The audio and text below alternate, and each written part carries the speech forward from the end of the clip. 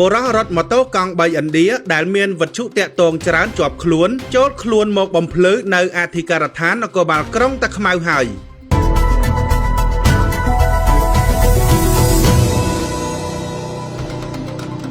កាលពីព្រឹកថ្ងៃទី1ខែឧសភាឆ្នាំ2025ករណីបរោះម្នាក់ដែលមានវត្ថុតាក់ទងជាច្រើនជាប់ខ្លួនបានចូលខ្លួនមកបំភ្លឺជូនសមត្ថកិច្ចហើយនៅអធិការដ្ឋាននគរបាលក្រុងតាខ្មៅបើយោងតាមเพจរបស់អធិការដ្ឋាននគរបាលក្រុងតាខ្មៅបានឲ្យដឹងថាបរិសុទ្ធដែលមានវត្ថុតាក់ទងច្រើនមានឈ្មោះនីសាលីភេទប្រុសអាយុ45ឆ្នាំមុខរបររដ្ឋផាសស្អាប់ប្រពន្ធមានឈ្មោះលឹមសុកខៀងមានកូនក្នុងបន្ទុក2នាក់ស្នាក់នៅបន្ទប់ជួលស្ថិតនៅសង្កាត់កំពង់សំណាញ់ក្រុងតាខ្មៅខេត្តកណ្ដាលเพจអធិការដ្ឋាននគរបាលក្រុងតាខ្មៅបានឲ្យដឹងទៀតថាបរិសុទ្ធខាងលើនេះបានទទួលស្គាល់នៅកំហុសរបស់ខ្លួននិងបានធ្វើកិច្ចសន្យាបញ្ឈប់នៅការប្រើប្រាស់នៅសម្ភារៈដែលតាក់ទងនឹងកងកម្លាំង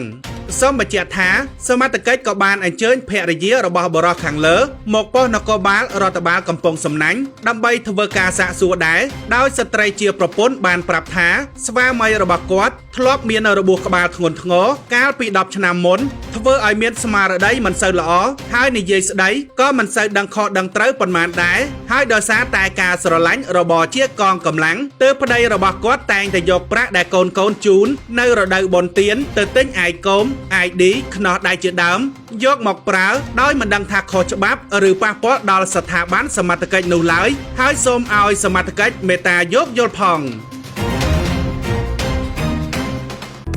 នាំមកជូនដោយហាងចែវិចលក់គ្រឿងកាឡៃ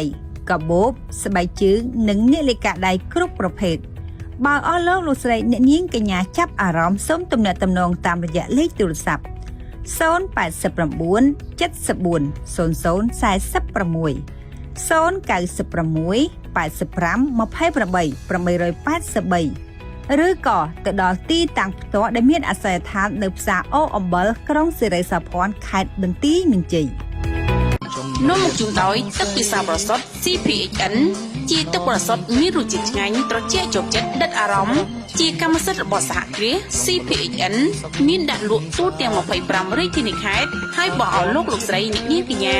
មានចំណាប់អារម្មណ៍សូមទំនាក់ទំនងតាមរយៈលេខទូរស័ព្ទ012 90 39 22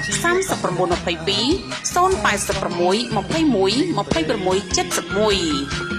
តើលោកអ្នកកំពុងតែស្វែងរកសាលាដែលប្រកបដោយគុណភាពដើម្បីទៅធ្វើការនៅប្រទេសកូរ៉េមែនទេគ្មានលទ្ធភាពបង់ថ្លៃសាលាចំណាយលើកន្លែងស្នាក់នៅចំណាយសម្បត្តិយន្តហោះនិងចំណាយលើឯកសារផ្សេងៗមែនឬទេសូមបងប្អូនអស់បារម្ភសាលាបណ្ដុះបណ្ដាលភាសាកូរ៉េវិសាលភាពអាចសម្រេចក្តីសុបិនជូនលោកអ្នកបានសាលាមានគ្រូជំនាញនិងបទពិសោធន៍ច្រើនឆ្នាំសិក្សារយៈពេលខ្លីឆាប់ចេះឆាប់យល់ធានាប្រឡងជាប់